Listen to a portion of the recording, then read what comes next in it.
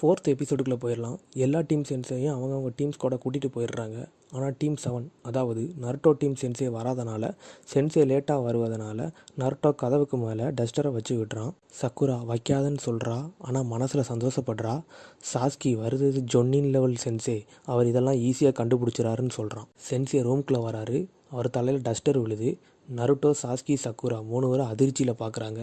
இவரால் இதை கூட கண்டுபிடிக்க முடியல என்று பார்க்குறார். பிறகு அவரே அறிமுகப்படுத்துகிறாரு.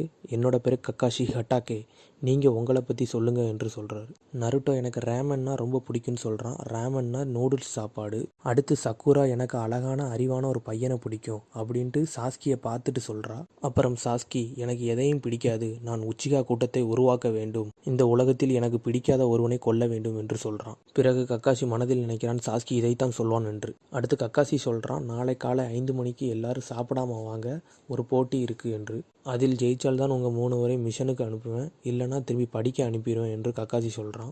அடுத்த நாள் காலையில் 5 மணிக்கு எல்லாரும் வந்துடுறாங்க. ஆனால் கக்காஷி வரல. கக்காஷி எப்பவும் போல் லேட்டாக தான் வராரு. அடுத்து என்ன போட்டினா, நான் வச்சுருக்க இந்த மணியை 12 மணிக்குள்ளே யார் எடுக்கிறாங்களோ அவங்களுக்கு தான் சாப்பாடு. அதுக்கு சக்குரா, நீங்கள் வச்சுருக்கதே 2 மணி தான் வச்சுருக்கீங்கன்னு சொல்கிறா. ஆனால் நாங்கள் 3 பேர் இருக்கோம். ஆமாம், யார் 2 பேர் எடுக்கிறாங்களோ அவங்களுக்கு தான் சாப்பாடுன்னு கக்காஷி சொல்கிறான். அடுத்து போட்டி ஆரம்பமாகிறது என்று கக்காஷி சொல்ல, அடுத்து இருக்கா சென்சே தேர்டு ஹோக்காகையை சந்திக்கிறாரு. தேர்டு ஹோக்காகை எதுக்கு என்னை சந்திக்க வந்தீங்கன்னு கேட்குறாரு. நருட்டோவிற்கு அனுப்பியிருக்கும் மாஸ்டரை பற்றி ஒரு வதந்தி வந்தது என்று சொல்கிறாரு.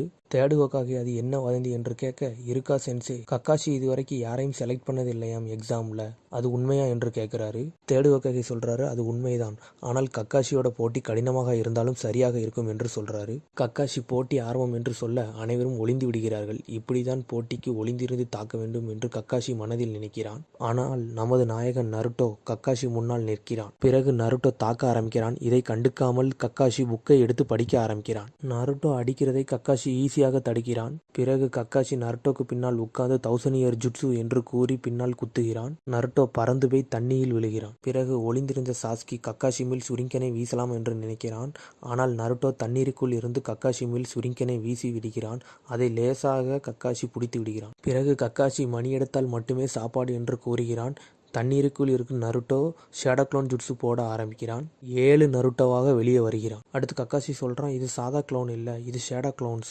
சாதா க்ளோன்னா உருவம் மட்டும்தான் வரும், இது ஷேடோ க்ளோன், இது அச்சசலாக மனிதனை போலே இருக்கும், இது அதே மாதிரியே தாக்கும் என்று. அதன் பிறகு கக்காஷி பின்னாடி இருந்து நருட்டோ தாவி பிடிக்கிறான்.